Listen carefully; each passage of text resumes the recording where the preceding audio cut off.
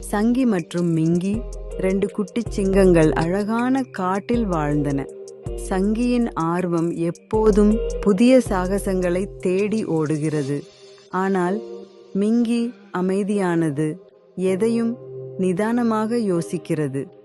ஒரு நாள் காட்டின் ஆழத்தில் இருந்து விசித்திரமான சத்தம் கேட்டது.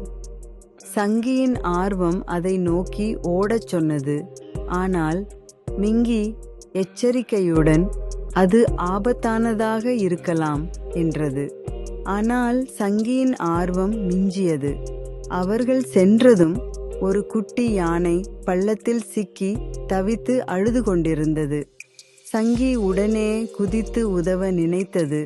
ஆனால் மிங்கி, "நில் சங்கி, நாம் சேர்ந்து இதை வெளியே இழுக்க முயற்சிப்போம்" என்றது. இருவரும் இணைந்து முயற்சிக்க, அப்போது உண்மையான நண்பர்களின் சக்தி வெளிப்படுகிறது.